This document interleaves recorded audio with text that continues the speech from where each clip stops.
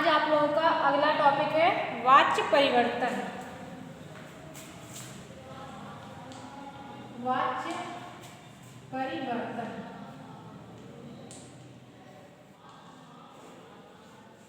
वाच्य परिवर्तन, ठीक है। वाच्य का अर्थ होता है वाक्य, परिवर्तन यानी कि बदलना।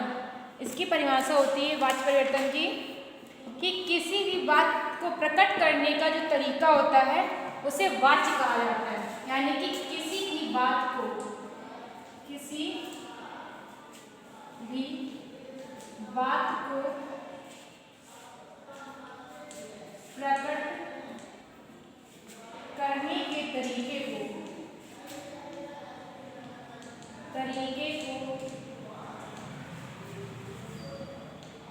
वाच्य कहते हैं, ठीक है।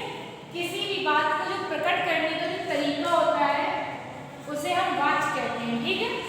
जैसे कि हम लिख देते हैं तुम जाते हो, तुम जाते हो, ठीक है। तुम जाते हो या फिर तुम्हारे द्वारा जाया जाता है, ठीक है। तुम जाते हो या तुम्हारे द्वारा जाया जाता है, वाक्य दोनों एक ही है, कहने का अर्थ दोनों का एक ही है, लेकिन लिखने का, उसे प्रकट करने का जो तरीका है वो क्या अलग है। लेकिन इसमें क्या इंपॉर्टेंट क्या है, जाना, यानी कि दिखाया क्या जा रहा है कि उसके जाने की बात कही जा रही है, ठीक है। लेकिन कहने का तरीका जो है वो अलग है। दो प्रकार से इसे बोला जा रहा है। एक तो कह रहा है कि तुम जाते हो, दूसरा कह रहा है कि तुम्हारे द्वारा जाया जाता है, ठीक है। तो इसे हम कहते हैं वाच्य, यानी कि किसी बात को प्रकट करने का जो तरीका होता है उसे वाच्य कहते हैं। वाच्य के प्रकार, ये तो होगी वाच्य की परिभाषा। अब वाच्य के प्रकार, वाच्य 3 प्रकार के होते हैं। वाच्य 3 प्रकार के होते हैं। नंबर पहला होता है कर्तवाच्य, कर्तवाच्य, ठीक है। नंबर दूसरा होता है कर्मवाच्य, कर्मवाच्य, और तीसरा होता है भाववाच्य, ठीक है। तो कर्तवाच्य, कर्मवाच्य और भाववाच्य। अब पहला देखिए लिखा है कर्त। कर्त का मतलब होता है कर्ता, जैसे कि उसके नाम से ही समझ में आ रहा है कि जिसमें कर्ता की प्रधानता हो रही है, यानी कि जिसमें बताया जा रहा है कि हाँ कर्ता के द्वारा कोई कार्य पूरा हो रहा है, ठीक है। उसे हम कर्तवाच्य कहते हैं, यानी कर्ता की प्रधानता होती है, कर्ता की प्रधानता। जहां पे कर्ता की प्रधानता बताई जा रही हो वहां पे होगा कर्तवाच्य। दूसरा है कर्मवाच्य, जहां पर सिर्फ कर्म कार्य का पूरा होना जरूरी होता है। कर्ता क्या है, कुछ जरूरी नहीं है, मतलब कर्ता के द्वारा किया जा रहा है ये जरूरी नहीं है, लेकिन कार्य का होना जरूरी है, ठीक है। इसमें आई कर्म की प्रधानता होती है, कर्म की प्रधानता। अब तीसरा है भाववाच्य। तो भाव, भाव का मतलब होता है भावना, फीलिंग्स, फीलिंग्स यानी कि क्रिया, ठीक है। मानव मनुष्य के मन के विचार, जो विचार है उनके कर्म होते हैं, ठीक है। तो इसे भी हम कर्मवाच्य में ही जोड़ते हैं, ठीक है। इसमें भी कर्म की ही प्रधानता होती है, कर्म की प्रधानता, ठीक है।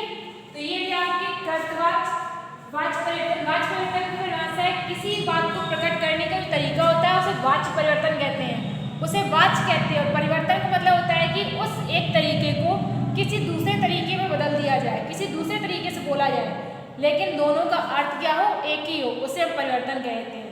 वाच्य परिवर्तन 3 प्रकार के होते हैं। वाच्य 3 प्रकार के होते हैं, कर्तवाच्य जिसमें कर्ता की प्रधानता हो, कर्मवाच्य जिसमें कर्म की प्रधानता है, बताया जा रहा है कर्म हो रहा है लेकिन किसके द्वारा हो रहा है ये जरूरी नहीं है। भाववाच्य, भाव का मतलब भी कर्म है, यानी कर्मवाच्य और भाववाच्य दोनों एक ही होते हैं, ठीक है। अब ये तो हो गए कर्तवाच्य, कर्मवाच्य और भाववाच्य। इन्हें हिंदी में और संस्कृत में तो वाच्य परिवर्तन कहते हैं, लेकिन इंग्लिश में बोलते हैं active and passive voice. Active का मतलब होता है एक्टिव, एक्टिव का मतलब होता है कर्ता, ठीक है। पैसिव,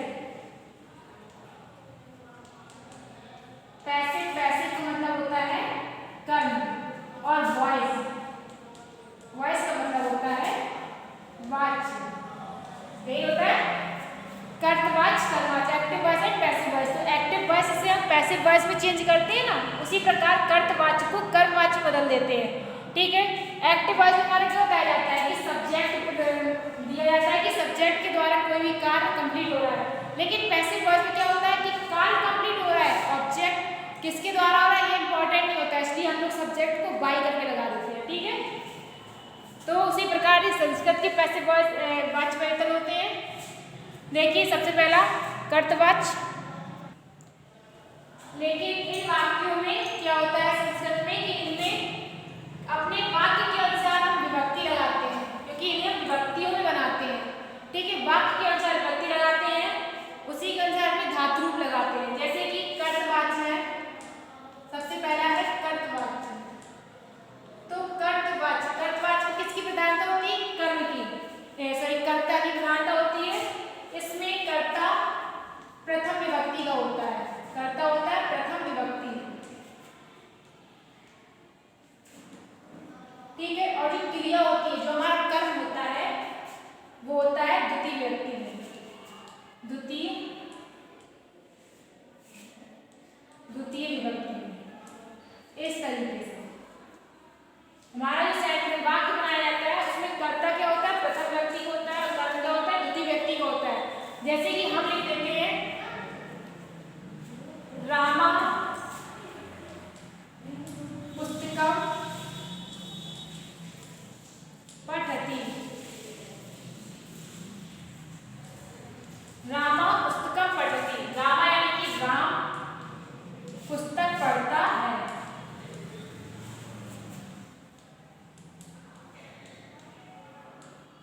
पुस्तक पढ़ता है, इसमें राम को हमने किसमें लगाया? प्रथम व्यक्ति लगाई राम में, कर्ता क्या हमारा? राम, जिसे हमने किसमें लिखा? प्रथम व्यक्ति में। अब कर्म क्या हमारा? पुस्तक पढ़ना, पुस्तकम, कर्म हमारा क्या है? पुस्तक पढ़ना, पुस्तकम हमने द्वितीय व्यक्ति लगाया, और पढ़ना के लिए पट धातु लगा दी हमारी, एक वचन लट लकार की। ठीक है, इसमें धातु भी वाक्य के अनुसार ही लगाई जाएगी। ठीक है, जैसे रामा पुस्तकम पठति,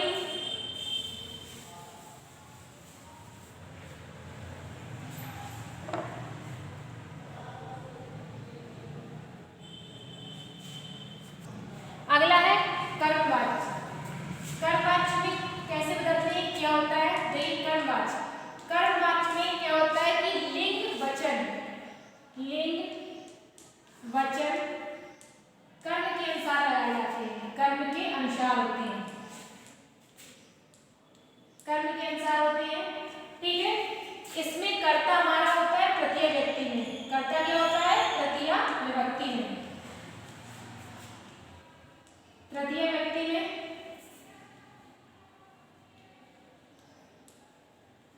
और जो हमारा कर्म होता है वो होता है प्रथम विभक्ति में, प्रथम विभक्ति,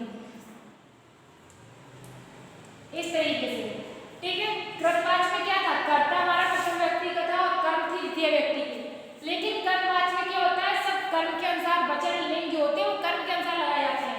इसमें हमारा कर्ता लगाया जाता है तृतीय व्यक्ति में और कर्म लगाया जाता है प्रथम व्यक्ति में। ठीक है, अब रही बात भाववाच्य की, अगला है भाववाच्य। तो हमने आप लोगों को बताया कि भाववाच्य और कर्मवाच्य दोनों एक ही होते हैं। जब ये दोनों एक ही होंगे तो इनमें ये जो हमारे सेंटेंस बनेगा वो भी एक ही तरीके से बनेगा। ठीक है, तो इसमें भी कर्ता हमारा तृतीय व्यक्ति में होता है, कर्म हमारा द्वितीय व्यक्ति में होता है। ठीक है, ये लोगों को किस तरीके से बनाया जाता है, इनको इनमें क्या क्या पाया जाता है, ये बात होगी। अब इसे कहते हैं बदलना, परिवर्तन हमने लिखा है। क्या लिखा है यहाँ पे? परिवर्तन। ये तो हमने बता दिया वाच्य के बारे में कि वाच्य में 3 प्रकार के होते हैं, कृतवाच्य, कर्मवाच्य, भाववाच्य। अब वाच्य के अंदर क्या पाया जाता है, कौन सी व्यक्ति होती है, कौन सा कारक होता है, ये सब बता दिया। अब हमारा बचा क्या? परिवर्तन। परिवर्तन बचा यानी कि बदलना।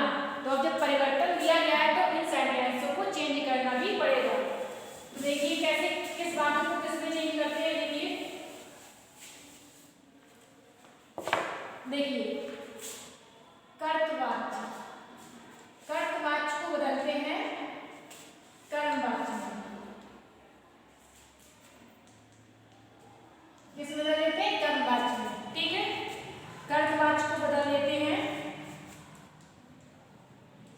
भाववाच्य में। किसमें बदलेंगे? भाववाच्य वाच। ठीक है, बदल दिया। कर्तवाच को कर्मवाच में बदलेंगे, भाववाच में बदल देंगे। ठीक है, अब इनका उल्टा भी कर देते हैं। अगर कर्मवाच आ जाए तो भाववाच में बदल देंगे, कर्मवाच आ जाए तो कर्तवाच में बदल देंगे, भाववाच आ जाए तो कर्मवाच में बदल देंगे। लेकिन ये जो कर्मवाच होता है, कर्म और भाववाच होता है, इन्हें आपस में नहीं बदला जाता है। इन दोनों को आपस में नहीं बदला जाता है क्योंकि ये दोनों एक ही होते हैं। क्या होते हैं? दोनों एक ही होते हैं। ठीक है, तो इनको चेंज किया जाता है लेकिन इन दोनों को चेंज नहीं किया जाता है। इसको इसमें चेंज कर देंगे, इसको इसमें भी चेंज कर देंगे, इसको इसमें करेंगे, इसको इसमें करेंगे। ठीक है, आपस में कर देंगे, नहीं क्रॉस करके चेंज। ठीक है, इसको ऐसे कर देंगे, इसको ऐसे चेंज कर देंगे। ठीक है, लेकिन इन दोनों को चेंज नहीं करते, इन दोनों को आपस में चेंज नहीं करते क्योंकि ये दोनों एक ही होते हैं। ठीक है, तो देखिए सबसे पहले हम आप लोगों को बता रहे हैं कर्मवाच को कैसे कर्मवाच में बदलेंगे।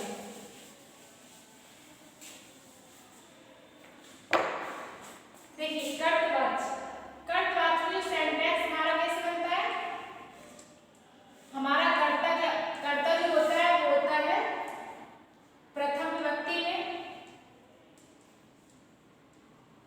प्रथम विभक्ति में। ठीक है, उसके बाद कर्म जो होता है द्वितीय व्यक्ति में होता है, द्वितीय व्यक्ति में।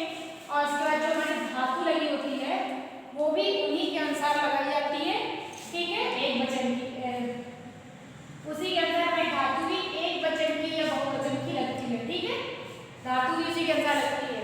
अब ये हो गया कर्मवाच का, लेकिन जब इसे हम कर्मवाच में बदलेंगे, कर्मवाच में तो ऐसे बदलेंगे, कर्ता जो हमारा होगा वो हम लगाएंगे तृतीय व्यक्ति में, तृतीय विभक्ति में। कर्ता हमारा बदलेगा तृतीय व्यक्ति में, कर्म हमारा आ जाएगा प्रथम विभक्ति में। ठीक है, उसके बाद जो धातु हमारी होगी उसे हम किसमें चेंज करेंगे, उसमें यक प्रत्यय लगा देंगे। धातु में, धातु में लगा देंगे यक प्रत्यय, जिससे हमारा आखिरी में आ जाता है यते। ठीक है, जैसे कि हमने लिख दिया, हमारी धातु हमने लिख दी देखना, देखना।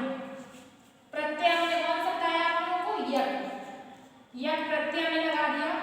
अब जब देखना धातु में यक प्रत्यय लगा देंगे तो क्या आएगा, देखना की होती है पश्य, देखना की पश्य होती है, इसमें हम यक प्रत्यय लगा देंगे, दोनों को आपस में जोड़ के क्या आएगा, पश्य होता है। वैसे पश्य में ये जोड़ देंगे तो आ जाएगा पश्यते, पश्यते। ठीक है, यदि गम धातु में जोड़ देंगे, गम मीन्स क्या होता है, जाना। ठीक है, गच्छ मीन्स जाना, गम मीन्स जाना। ठीक है, यहाँ पे गच्छ भी कर सकते हैं। इसमें यदि यक प्रत्यय जोड़ेंगे तो आ जाएगा गम्यते। ठीक है, यक गच्छते, इस तरीके से। तो इसमें जब अपना कर्मवाच में बदलते हैं वाक्य को, तो धातु में यक प्रत्यय जोड़ देते हैं, जिससे उस वाक्य को चेंज करके बना देते हैं यते करके। ठीक है, उसमें धातु हम बदल के बनाएंगे यते करके। तो ये हो गया बनाने का तरीका। अब देखिए कैसे हम इन्हें चेंज करेंगे। देखिए सेंटेंस,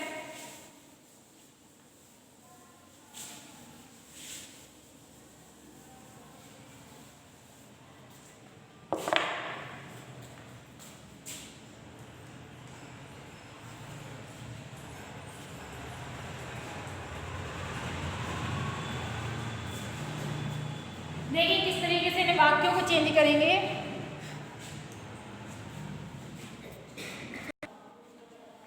देखिए एक चीज और, जैसे कि यदि हमारा वाक्य में आ जाएगा सा, तो सा को तृतीय व्यक्ति में किस तरीके से बनाएंगे, सा को चेंज कर देंगे तेल में।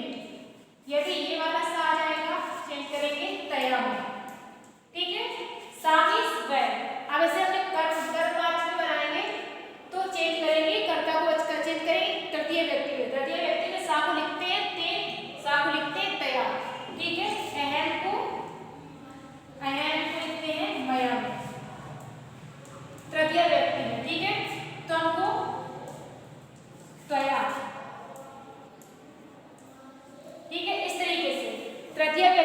सा को तेन बदल देते हैं, सा को तेन में और सा को तया में, अहम को मया में, त्वम को तया में, यूयम को युष्माभि में,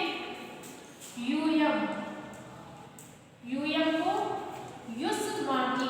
तृतीय व्यक्ति बदलते हैं क्योंकि कर्ता हमारा तृतीय व्यक्ति बदलेंगे तो इस तरीके से बदलेंगे तृतीय व्यक्ति में, ठीक है। युष्माभि,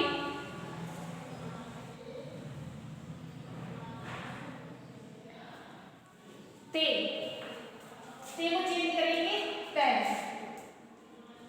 ठीक है। ते को चेंज करेंगे तय में, वयम को अस्माभि, वयम अस्माभि,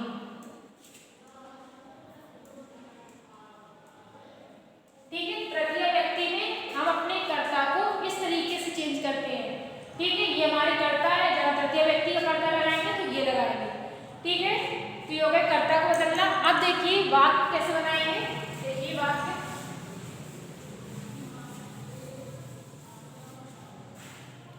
जैसे कि सा हसती, हसती, क्या कौन सा वाक्य है, ये कर्तवाच्य, कर्तवाच्य है ना ये।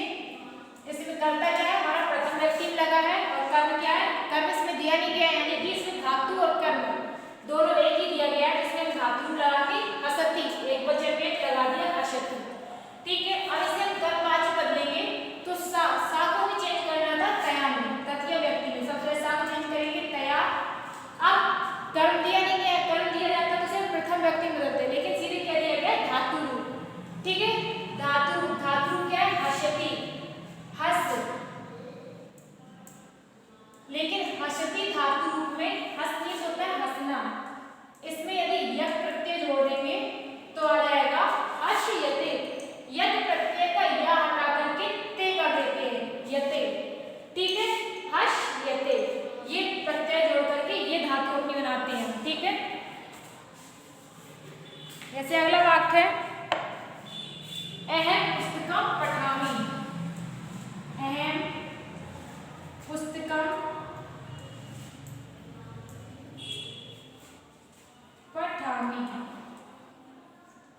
अब ये अहम है हमारा एक वचन है, कैसा, मध्यम पुरुष का एक वचन है अहम, ठीक है। क्योंकि प्रथम पुरुष का तो एक वचन ये है, लेकिन मध्यम पुरुष का एक वचन क्या है, ये है। कर्ता, कर्म हमारा क्या है, बहुवचन में है, सॉरी द्वितीय व्यक्ति में है, पठामि क्या है, धातु है।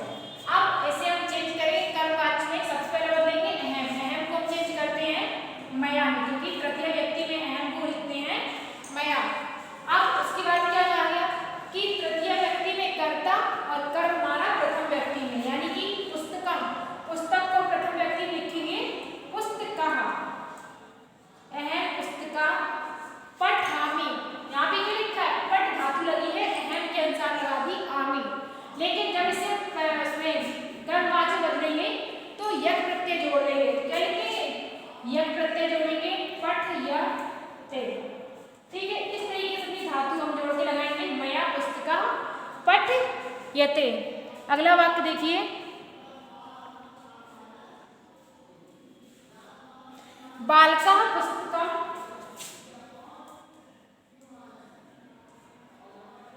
बालिका पुस्तकम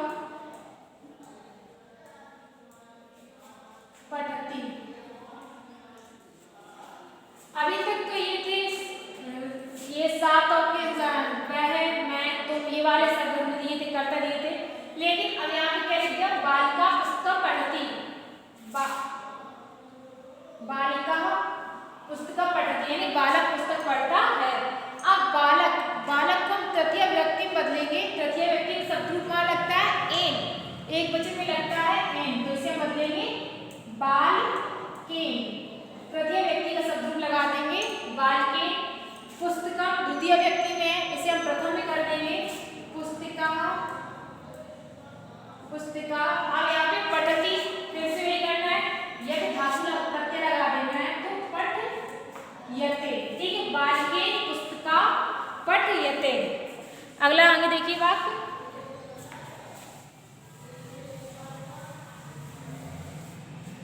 अगला वाक्य है दशरथा रामा स्मरति, दशरथा रामम स्मरति, यानी कि दशरथ राम को याद करते हैं। दशरथा रामम स्मरति। अब इसे हम कर्मवाच्य बनाएंगे। कर्ता हमारा क्या है? दशरथा। दशरथ को हम चेंज करेंगे तृतीय व्यक्ति में, तो लिखेंगे दशरथेन। तृतीय व्यक्ति दशरथ को लिखेंगे दशरथेन। राम को एक वचन में प्रथम व्यक्ति में रामा। अब